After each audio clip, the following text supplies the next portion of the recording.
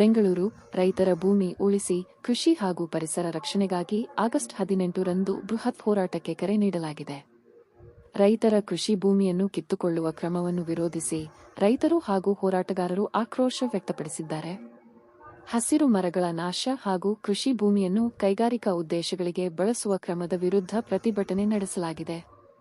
ರೈತರ ಭೂಮಿ ಕೇವಲ ಆಸ್ತಿಯಲ್ಲ, ಅದು ರೈತರ ಬದುಕಿನ ಆಧಾರ ಎಂಬ ಸಂದೇಶದೊಂದಿಗೆ ಹೋರಾಟ ನಡೆಯುತ್ತಿದೆ. ಇಂದು ಬೆಂಗಳೂರಿನ ಫ್ರೀಡಂ ಪಾರ್ಕ್ನಲ್ಲಿ ನಡೆದ ಬೃಹತ್ ಪ್ರತಿಭಟನೆಯಲ್ಲಿ ಚಿಕ್ಕಬಳ್ಳಾಪುರ ವಿಧಾನಸಭಾ ಕ್ಷೇತ್ರದ ಅಧ್ಯಕ್ಷರಾದ ಮುನಿಯಪ್ಪ ಅವರು ಭಾಗವಹಿಸಿ ತಮ್ಮ ಬೆಂಬಲವನ್ನು ವ್ಯಕ್ತಪಡಿಸಿದರು.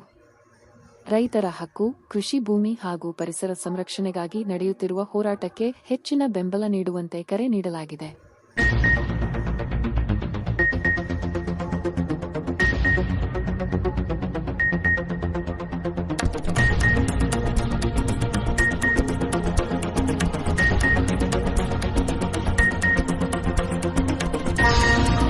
ಈ ರಾಜ್ಯದ ಯುವ ಜನತಾ ದಳದ ಅಧ್ಯಕ್ಷರಾದಂತ ನಿಖಿಲ್ ಕುಮಾರಸ್ವಾಮಿ ಅವರ ನೇತೃತ್ವದಲ್ಲಿ 18ನೇ ತಾರೀಕು 19ನೇ ತಾರೀಕು ಪಾದಯಾತ್ರೆ ಆಯಿತು.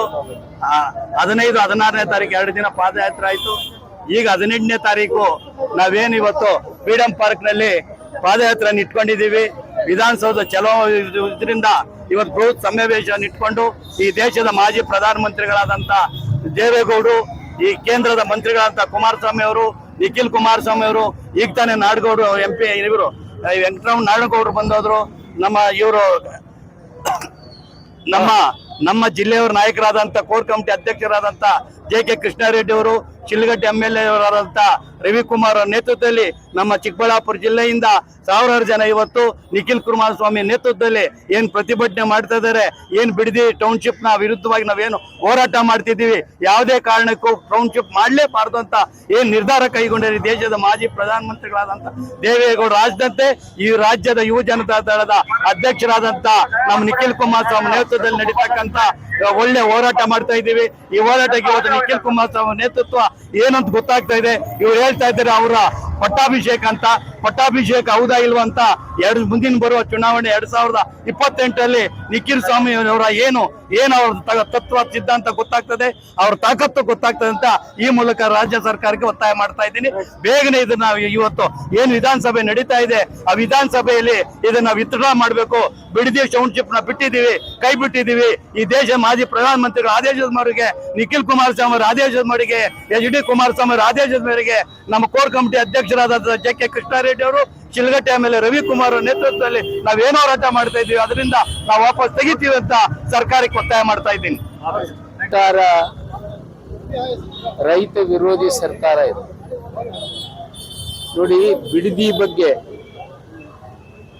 ಪಾದಯಾತ್ರೆ ಮಾಡಿದ ತಕ್ಷಣ ಅವರು ಬ್ಯಾನರ್ಗಳನ್ನ ಕಟ್ಟಿದರು. ಇದು ಕುಮಾರಣ್ಣನ ಕೂಸು ಅಂತ. ಕುಮಾರಣ್ಣನ ಕೂಸು ಅಂತಂದ್ರೆ ತಾವೇ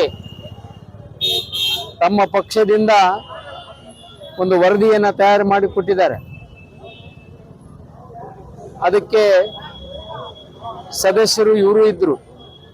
ಅಲ್ಲಿ ಹೋಗಿ ಸರ್ವೆ ಮಾಡಿ ಎಷ್ಟು ತೆಂಗಿನ ಮರ ಇದ್ದಾವೆ, ಎಷ್ಟು ಬೇರೆ ಬೇರೆ ಮರ ಇದ್ದಾವೆ, ಎಷ್ಟು ಫಲವತ್ತಾದ ಭೂಮಿ ಇದೆ, ಇದನ್ನ ಒಕ್ಕಲೆಬ್ಬಿಸಬಾರ್ದು ಅಂತ ಹೇಳಿ ವರದಿ ಕೊಟ್ಟವರು ಅವರೇ. ಅದ್ರ ಬಗ್ಗೆ ಜಯಚಂದ್ರ ಅವರು ವರದಿಯನ್ನ ಕೊಟ್ಟ ಮೇಲೆ ಜಯಚಂದ್ರ ಅವರು ವರದಿ ಆದ್ಮೇಲೆ ಸದನದಲ್ಲಿ ಚರ್ಚೆ ಆಗಿ ಸದನದ ಒಳಗಡೆನೆ ಮುಖ್ಯಮಂತ್ರಿಯಾಗಿ ಕುಮಾರಣ್ಣವರು ಆಯ್ತು ನೀವು ಇಷ್ಟೆಲ್ಲ ಹೇಳಿದ್ಮೇಲೆ ನನ್ನ ರೈತರವರು ನಾನು ಅದನ್ನ ಮಾಡೋದಿಲ್ಲ, ಇಲ್ಲೇ ಕೈ ಬಿಡ್ತೇನೆ ಅಂತ ಮಾಹಿತಿ ಕೊಟ್ಟಿರೋದು ಕೂಡ ನಮ್ಮ ಹತ್ರ ದಾಖಲೆಗಳಿದ್ದಾವೆ. ಆಯ್ತು, ಅದು ಅವರ ಕೂಸಾಗಿದ್ರೆ ಅವತ್ತು ಫಲವತ್ತಾದ ಭೂಮಿ ಇವತ್ತು ಫಲವತ್ತಾಗಿಲ್ವಾ?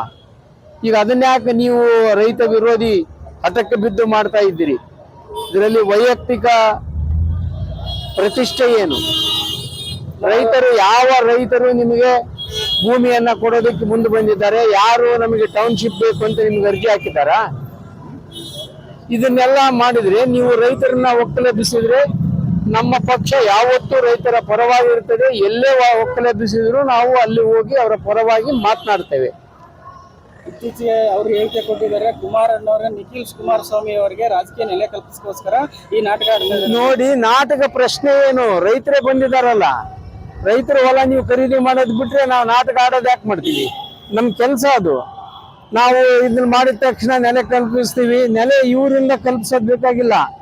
ನಮ್ಗೆ ಗೊತ್ತಿದೆ, ಈ ದೇಶನ ಆಳಿದಂತ ಪಕ್ಷ ನಮ್ದು. ನಮಗೆ ನಮ್ಮ ನೆಲೆ ಎಲ್ಲಿ ಕಲ್ಪಿಸ್ಬೇಕು ಅದು ಗೊತ್ತಿದೆ. ಇವರಿಂದ ನಮಗೆ ನೆಲೆ ಸಿಗ್ಬೇಕು ಅನ್ನೋದೇನು ಇಲ್ಲ.